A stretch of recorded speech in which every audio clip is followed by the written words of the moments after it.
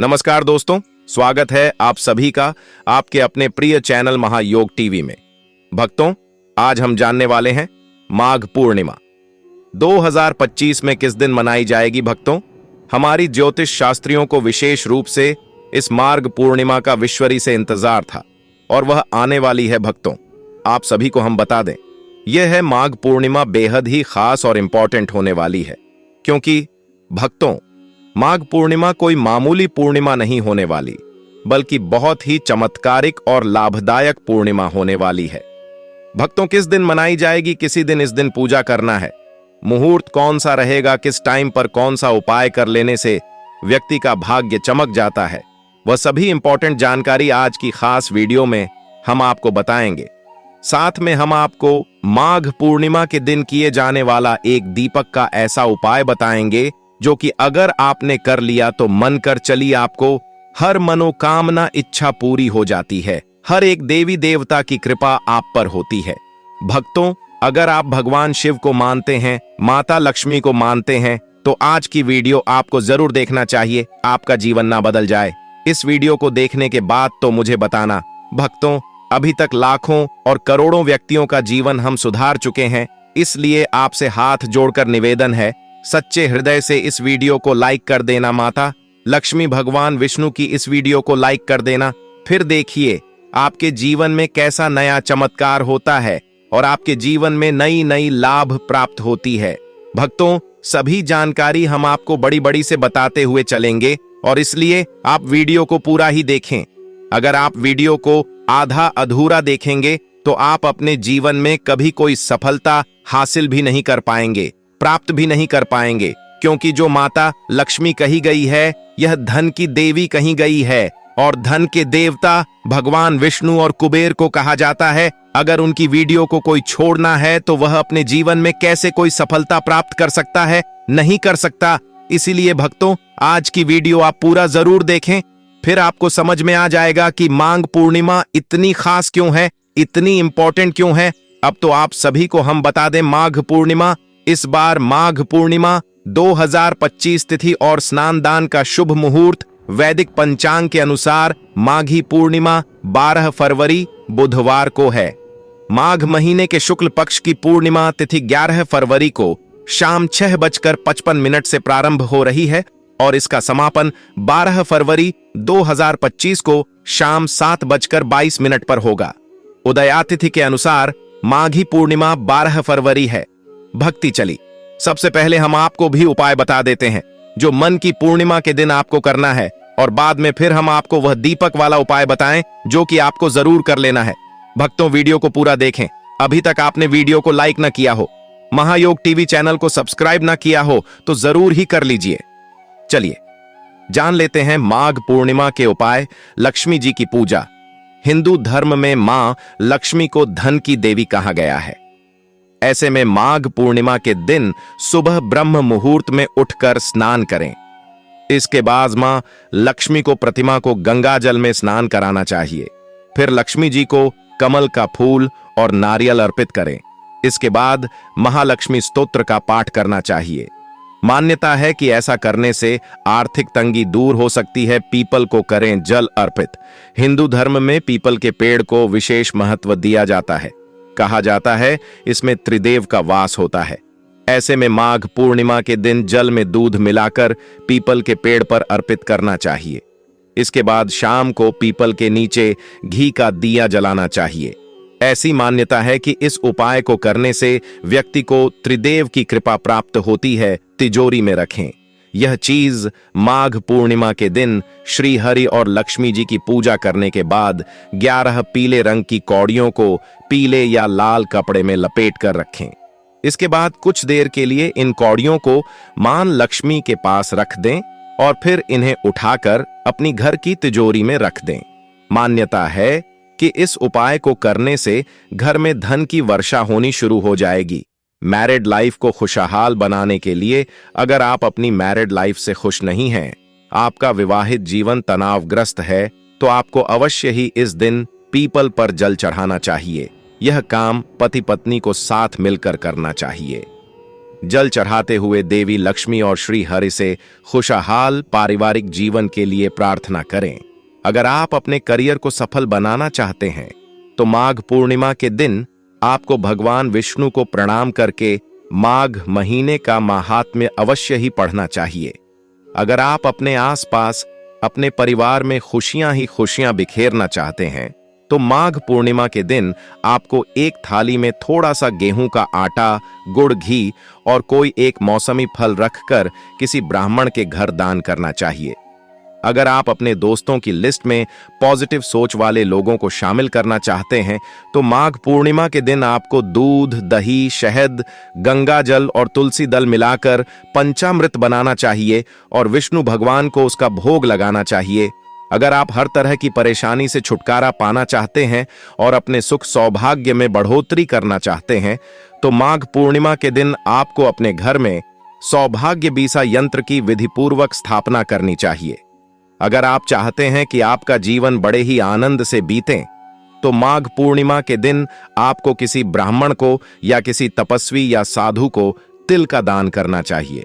अगर आप एक सुंदर पूर्णिमा के दिन संतान की इच्छा आपको सत्यनारायण भगवान की कथा का पाठ करना चाहिए और संभव हो तो व्रत भी करना चाहिए। साथ ही मंदिर में तिल से बने लड्डू का दान करना चाहिए। अगर आप आरोग्य जीवन जीना चाहते हैं तो माघ पूर्णिमा के दिन आपको बरगद की जड़ में जल चढ़ाना चाहिए और साथ ही उसकी जड़ से थोड़ी सी मिट्टी लेकर मस्तक पर तिलक लगाना चाहिए। अगर आप चाहते हैं कि आपको कभी भी किसी काम में हार का सामना नहीं करना पड़े तो इसके लिए माघ पूर्णिमा के दिन आपको हवन सामग्री में थोड़े से तिल मिलाकर हवन करना चाहिए। अगर आप अपने जीवन में लाभ ही लाभ सुनिश्चित करना चाहते हैं तो माघ पूर्णिमा के दिन आपको ब्रह्म वैवर्त पुराण को प्रणाम करना चाहिए। साथ ही संभव हो तो किसी सुपात्र ब्राह्मण को ब्रह्म वैवर्त पुराण का दान भी करना चाहिए। अगर आप जीवन के हर क्षेत्र में सफलता पाना चाहते हैं तो माघ पूर्णिमा के दिन आपको किसी जरूरतमंद को ऊनी वस्त्र भेंट करने चाहिए। अगर आप अपने परिवार की धन संपदा में बढ़ोतरी करना चाहते हैं तो माघ पूर्णिमा के दिन आपको सुबह स्नान आदि के बाद भगवान विष्णु की विधि पूर्वक धूप दीप आदि से पूजा करनी चाहिए और शाम के समय चंद्रदेव को अर्घ्य देना चाहिए। अगर आप अपने जीवन साथी के साथ संबंधों को बेहतर बनाए रखना चाहते हैं तो माघ पूर्णिमा के दिन आपको सुबह स्नान आदि के बाद विष्णु भगवान की पूजा करके तुलसी के पौधे में जल चढ़ाना चाहिए और हाथ जोड़कर तुलसी के पौधे को प्रणाम करना चाहिए। दोस्तों, आज का एक और खास उपाय हम लेकर आ चुके हैं। दोस्तों, मेरा विश्वास कीजिए कि अगर आप यह उपाय कर लेते हो तो मान के चलिए आपको धनवान बनना है या आपको करोड़पति बनना है। तो दोस्तों, यह उपाय आपको करोड़पति भी बन सकता है। मैं सौगंध खाता हूं कि आपकी मनोकामनाएं, इच्छा या जो कुछ भी आपको चाहिए वह मिल ना जाए तो मुझे बताना।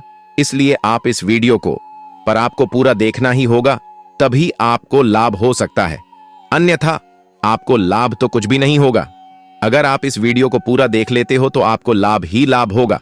दोस्तों, और आपसे कहना चाहूंगा कि आपको मैं इस वीडियो में 2 उपाय बताऊंगा, दोनों अगर उपाय कर लेते हो तो मन कर चलिए, आपको धनवान बनने से तो कोई रोक नहीं सकता। चलिए जान लेते हैं। पहले उपाय में दोनों उपाय को बारी बारी से आपको बताऊंगा। दोस्तों, उपाय बताने से पहले मैं आपसे एक छोटा सा अनुरोध करना चाहूंगा कि इस वीडियो को लाइक जरूर कर दें और इस चैनल को भी सब्सक्राइब करें।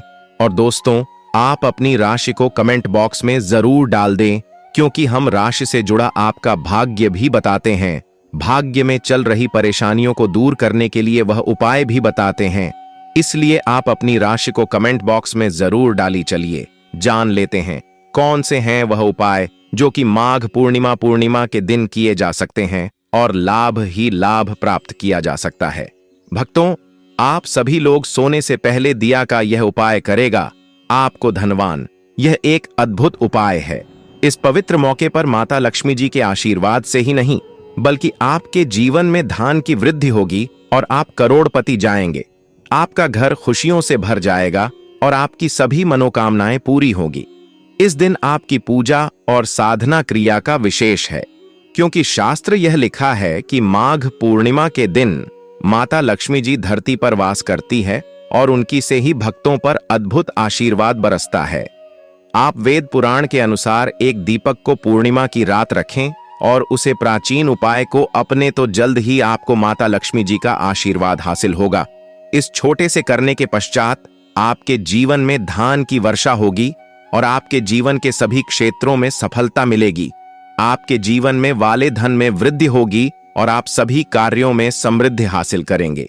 इस माघ पूर्णिमा के उपाय से न केवल आपके जन्म जन्मांतर की गरीबी, परेशानी और कष्ट दूर होंगे, बल्कि आपके जीवन में नए रूप से स्मृति और सफलता का सफर शुरू होगा। धन का आगमन होने से आपकी आर्थिक स्थिति मजबूत होगी और आप दिन रात करेंगे। इस उपाय के अलावा इस जरूरी दिन को ध्यान से बताएं और माता लक्ष्मी पूजा अथवा ध्यान में रहे माघ पूर्णिमा का यह विशेष दिन आपके जीवन में नए और समृद्धि की ओर पहुंचने का एक अद्वितीय अवसर है।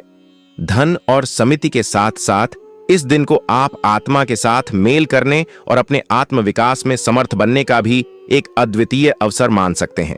इस पवित्र दिन को सत्य, न्याय और दया के साथ गुजरने से आपका मानवीय और आध्यात्मिक विकास होगा।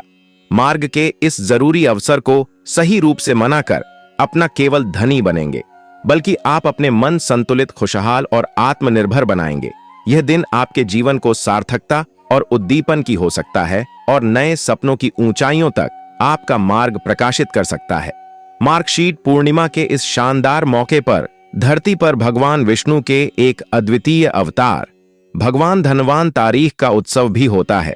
इस अवतार की करने से आपको रोग मुक्ति, आरोग्य और दीर्घायु कठिनाई का सामना की शक्ति मिलती है। इस दिन मृत्यु में सफलता हासिल करने के लिए भी माघ पूर्णिमा का जरूरी रोल होता है। यह आपके व्यापार और कर्म क्षेत्र में उन्नति की ओर प्रेरित कर सकता है और आप अपने स्थानीय समुदाय में भी सकारात्मक परिवर्तन ला सकते हैं। माघ पूर्णिमा की अद्वितीय माहौल में आप अपनी आत्मा को समर्थ, नीतिनिष्ठ और साहस बना सकते हैं। यह समय है प्रधान और सुधारों के लिए और अपने समर्थन के माध्यम से अपने प्राकृतिक गुणा को खोज सकते हैं। सारी शक्ति, समृद्धि और आत्म विकास के साथ इस माघ पूर्णिमा को एक सांस्कृतिक, आध्यात्मिक और आर्थिक रूप से समृद्धि और सफलता का नया आरंभ बनाएं। माघ पूर्णिमा पर कई दुर्लभ संयोग बना रहे हैं। ऐसे में इन दो जगह पर चुपचाप दीपक जलाकर छोड़ दें। इससे मृत्यु दंड, पितृदोष, महाकाल, सर्प दोष, शनि, राहु सब कुछ होगा खत्म किस्मत। 4 चांद महालक्ष्मी दौड़ी दौड़ी चली आएगी। कंगाल भी होंगे। धनी दोस्तों, आज हम आपको बताएंगे दीपक जलाने के इतने ज्यादा फायदे आपको अपने जीवन में मिलते हैं और किस तरह आपको दीपक जलाना चाहिए, कौन सी दिशा में, जिससे आप बहुत ज्यादा तरक्की हासिल कर सके और अपने जीवन में सभी बढ़ाव को खत्म कर सके। सबसे पहली बात तो आपको ध्यान में रखनी चाहिए कि अपने घर के मंदिर में रोज आपको एक दीपक जलाना चाहिए। अगर भक्तों आप हर दिन दीपक नहीं जला सकते तो माघ पूर्णिमा के दिन एक दीपक घर के मंदिर में जरूर जलाना चाहिए। भक्तों, कभी भी ऐसा चाहिए कि आपने दीपक ना जलाए हो, क्योंकि घर के मंदिर में रोजाना दीपक बहुत ही जरूरी होता है। किसी से आपके घर से सभी नेगेटिव एनर्जी बाहर निकलती है। अगर आप कोई भी दीपक नहीं जलाते हैं घर के मंदिर में या फिर अपने घर में शाम के समय, तो इससे आपके घर का वातावरण बहुत ज्यादा नेगेटिव तो होता ही है, आपके घर की परेशानी भी बहुत ही ज्यादा बढ़ने लगती है। घर का जो होता है उसे बहुत ज्यादा मेहनत करनी पड़ती है। इसकी वजह से डिप्रेशन और टेंशन में घर का मुखिया पहुंच जाता है। शाम का समय में ज्यादा जरूरी समझा जाता है और जो लोग शाम के समय कभी भी घी का दीपक या फिर तेल का दीपक अपने घर में नहीं जलाते हैं तो उनके घर में सदैव ही मुसीबत बनी रहती है। मतलब कि एक मुसीबत से निकलते हैं तो दूसरी मुसीबत में उससे पहले ही फंस जाते हैं और सदैव ही धन की समस्या, परेशानियां बढ़ती रहती हैं। उनके जो बच्चे वह भी उनके खिलाफ होने लगते हैं, उनका कहना बिल्कुल भी नहीं मानते हैं। इसी तरह पूरा माहौल ही दुखपूर्ण होने लगता है। काफी लोग इन चीजों को मानते भी हैं, परंतु जानते हुए भी उपाय नहीं कर पाते हैं और भूल जाते हैं।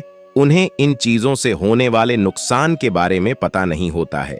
इसीलिए रोजाना आपको एक ही का दीपक या फिर तेल का दीपक जलाना बहुत ही जरूरी होता।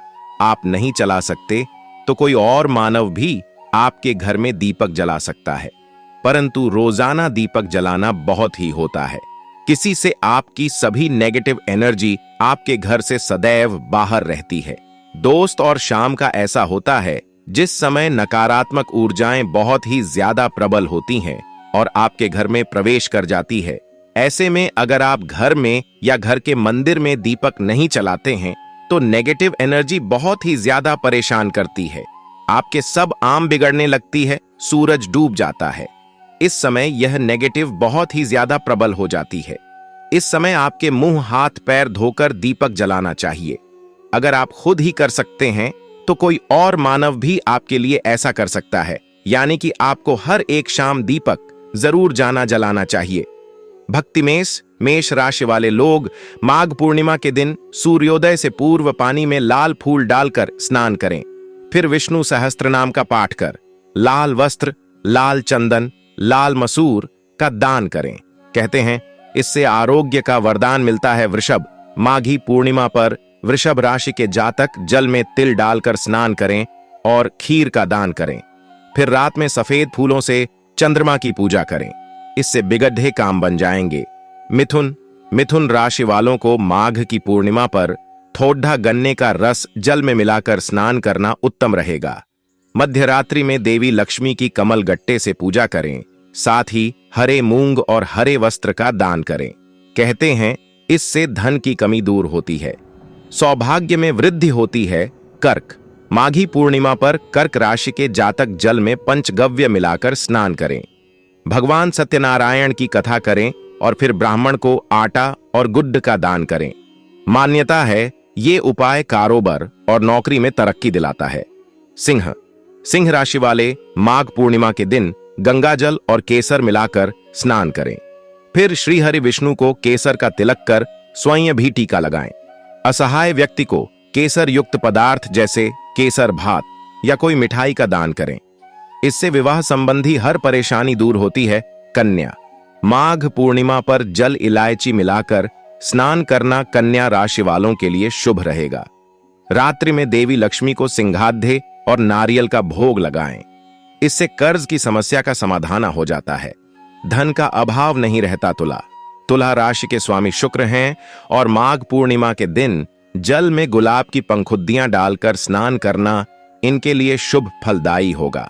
मान्यता है इससे वैवाहिक जीवन में मधुरता आती है, पति पत्नी के बीच तनाव दूर होता है। वृश्चिक राशि के लोग माघ पूर्णिमा पर जल में लाल चंदन मिलाकर सूर्योदय से पूर्व स्नान कर लें। इसके बाद लक्ष्मी जी को लाल चुनरी चढ़ाएं और फिर लक्ष्मी चालीसा का पाठ करें। यह उपाय धन ऐश्वर्य में बढ़ोतरी करता है। धनु माघ पूर्णिमा पर धनु राशि वाले पीली सरसों को जल में मिलाकर स्नान करें। इसके बाद 1.25 किलो चने की दाल और 7 पीले फूल का दान करें। ये उपाय मनचाहा जीवन साथी पाने की इच्छा पूरी करने में कारगर है। मकर राशि वालों को माघ पूर्णिमा पर काले तिल मिलाकर स्नान करना चाहिए। इसके बाद तेल में सिकी हुई पुड्डियां गरीबों में बांटें, इससे जीवन में मानसिक, शारीरिक और आर्थिक संकट दूर होता है। कुंभ जल में काले तिल मिलाकर स्नान करना कुंभ राशि वालों को भी शुभ रहेगा। इसके बाद भगवान विष्णु जी की तिल से पूजा करें और फिर काले तिल का काले कपट डाढ़े में बांधकर दान करें। मीन माघ पूर्णिमा पर जल में हल्दी मिलाकर स्नान करें, फिर रात्रि में 11 कौडियों को हल्दी से रंग कर मां लक्ष्मी की पूजा करें, फिर इन्हें अपनी तिजोरी में रख लें। पूर्णिमा का ये उपाय अपार धन दिलाता है। भक्तों, माघ माह की पौराणिक कथा आपको एक बार जरूर सुनना चाहिए, फिर देखिए आपको कौन कौन सी क्या क्या लाभ होती है। भक्तों, आप सभी को हम बता दें कि माघ पूर्णिमा की व्रत कथा पौराणिक कथा में वर्णन मिलता है कि किसी नगर में धनेश्वर नाम का एक ब्राह्मण रहता था। उसकी पत्नी रूपवती, पतिव्रता और सर्वगुण संपन्न थी। बस दुख था तो सिर्फ इस बात का कि उनकी कोई संतान नहीं थी। यही कारण था कि वो दोनों बहुत चिंतित रहते थे। एक बार उस नगर में एक महात्मा आए, सभी लोगों से दान लेते थे, लेकिन धनेश्वर की पत्नी जब भी उन्हें दान देने जाती तो वो उसे लेने से मना कर देते थे। एक दिन धनेश्वर ने उन महात्मा के पास जाकर पूछा, हे महात्मन, आप नगर के सभी लोगों से दान लेते हैं, लेकिन मेरी पत्नी के हाथ का दान क्यों नहीं स्वीकार करते? हमसे अगर कोई भूल हुई हो तो हम ब्राह्मण दंपत्ति आपसे क्षमा याचना करते हैं। महात्मा बोले, नहीं विप्र, तुम तो बहुत ही विनम्र और हमेशा आदर सत्कार करने वाले ब्राह्मण हो, तुमसे भूल तो कदापि नहीं हो सकती। महात्मा की बात सुनकर धनेश्वर हाथ जोड़कर बोला, हे मुनिवर, फिर आखिर क्या कारण है? कृपया हमें उससे अवगत कराएं।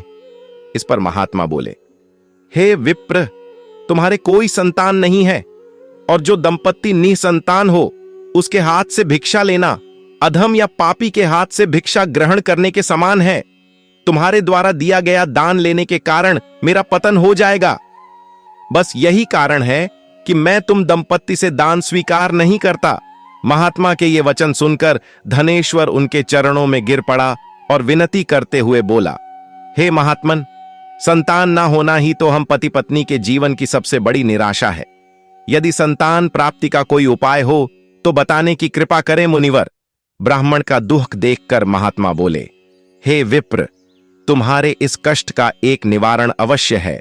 तुम 16 दिनों तक श्रद्धा पूर्वक काली माता की पूजा करो। मां प्रसन्न होंगी तो उनकी कृपा से अवश्य तुम्हें पुत्र रत्न की प्राप्ति होगी। इतना सुनकर धनेश्वर बहुत खुश हुआ।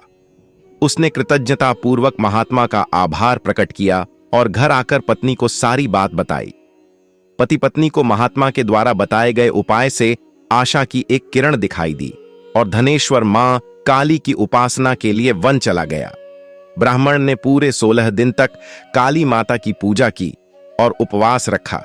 उसकी भक्ति देखकर और विनती सुनकर मां ब्राह्मण के सपने में आई और बोली, हे धनेश्वर, तू निराश मत हो। मैं तुझे संतान के रूप में पुत्र रत्न की प्राप्ति का वरदान देती हूं, लेकिन 16 साल की अल्पायु में ही तेरे पुत्र की मृत्यु हो जाएगी। काली माता ने कहा, यदि तुम पति पत्नी विधि पूर्वक 32 पूर्णिमासी का व्रत करोगे तो तुम्हारी संतान दीर्घायु हो जाएगी। प्रातःकाल जब तुम उठोगे तो तुम्हें यहां आम का एक वृक्ष दिखाई देगा। उस पेड़ से एक फल तोड़ना और ले जाकर अपनी पत्नी को खिला देना। शिव जी की कृपा से तुम्हारी पत्नी गर्भवती हो जाएगी। इतना कहकर माता अंतर्ध्यान हो गईं। प्रातःकाल जब धनेश्वर उठा तो उसे आम का वृक्ष दिखा जिस पर बहुत ही सुंदर फल लगे थे। वो काली मां के कहे अनुसार फल तोड़ने के लिए वृक्ष पर चढ़ने लगा। उसने कई बार प्रयास किया लेकिन फिर भी फल तोड़ने में असफल रहा। तभी उसने विघ्नहर्ता गणेश भगवान का सुमिरन किया और गणपति की कृपा से इस बार वो वृक्ष पर चढ़कर फल तोड़ लाया। धनेश्वर ने अपनी पत्नी को वो फल दिया जिसे खाकर वो कुछ समय बाद गर्भवती हो गई। दंपत्ति काली मां के निर्देश के अनुसार हर पूर्णिमा पर दीप जलाते रहे। कुछ दिन बाद भगवान शिव की कृपा हुई और ब्राह्मण की पत्नी ने एक सुंदर बेटे को जन्म दिया जिसका नाम उन्होंने देवीदास रखा। जब पुत्र 16 वर्ष का होने को हुआ तो माता पिता को चिंता होने लगी कि इस वर्ष उसकी मृत्यु निश्चित है। दंपत्ति ने देवीदास के मामा को बुलाया और कहा, तुम देवीदास को विद्या अध्ययन के लिए काशी ले जाओ और 1 वर्ष बाद वापस आना। दंपत्ति पूरी आस्था के साथ पूर्णिमासी का व्रत कर पुत्र के दीर्घायु होने की कामना करते रहे। इधर काशी प्रस्थान के बाद मामा भांजे एक गांव से गुजर रहे थे। वहां एक कन्या का विवाह हो रहा था, परंतु विवाह होने से पूर्व ही उसका वर अंधा हो गया। तभी वर के पिता ने देवीदास को देखा और मामा से कहा, तुम अपना भांजा कुछ समय के लिए हमें दे दो, विवाह संपन्न हो जाए उसके बाद ले जाना। ये सुनकर मामा ने कहा, यदि मेरा भांजा ये विवाह करेगा तो कन्यादान में मिले धन आदि पर हमारा अधिकार होगा। वर के पिता ने मामा की बात स्वीकार कर ली और देवीदास के साथ कन्या का विवाह संपन्न हो गया। इसके पश्चात देवीदास पत्नी के साथ भोजन करने बैठा, लेकिन उसने उस थाल को हाथ नहीं लगाया। ये देखकर पत्नी बोली, स्वामी, आप भोजन क्यों नहीं कर रहे हैं? आपके चेहरे पर यह उदासी कैसी? तब देवीदास ने सारी बात बताई। यह सुनकर कन्या बोली, स्वामी, मैंने अग्नि को साक्षी मानकर आपके साथ फेरे लिए हैं। अब मैं आपके अलावा किसी और को अपना पति स्वीकार नहीं करूंगी। पत्नी की बात सुनकर देवीदास ने कहा, ऐसा मत कहो, मैं अल्पायु हूं। कुछ ही दिन में 16 वर्ष की आयु होते ही मेरी मृत्यु निश्चित है। लेकिन पत्नी ने कहा, जो भी उसके भाग्य में लिखा होगा वो उसे स्वीकार है। देवीदास के बहुत कहने पर भी जब वो नहीं मानी तो देवीदास ने उसे एक अंगूठी दी और कहा, मैं विद्या अध्ययन के लिए काशी जा रहा हूं, लेकिन तुम मेरे जीवन मरण के बारे में जानने के लिए एक पुष्प वाटिका तैयार करो। उसमें भांति भांति के पुष्प लगाओ और उन्हें जल से सींचती रहो। यदि वाटिका हरी भरी रहे, पुष्प खिले रहें, तो समझना कि मैं जीवित हूं, और जब ये वाटिका सूख जाए तो मान लेना कि मेरी मृत्यु हो चुकी है। इतना कहकर देवीदास काशी चला गया। प्रातःकाल जब कन्या ने दूसरे वर को देखा तो बोली, ये मेरा पति नहीं है, मेरा पति काशी पढ़ने गया है। यदि इसके साथ मेरा विवाह हुआ है तो बताए कि रात्रि में मेरे और इसके बीच क्या बातें हुई थीं और इसने मुझे क्या दिया था। यह सुनकर वर बोला, मुझे कुछ नहीं पता, और पिता पुत्र लज्जित होकर चले गए। उधर एक दिन प्रातः काल एक सर्प देवीदास को डसने के लिए आया, लेकिन उसके माता पिता द्वारा किए जाने वाले पूर्णिमा व्रत के प्रभाव के कारण वो उसे डस नहीं पाया। तत्पश्चात काल स्वयं वहां आए और उसके शरीर से प्राण निकालने लगे। देवीदास मूर्छित होकर गिर पड़ा। तभी वहां माता पार्वती और शिवजी आए।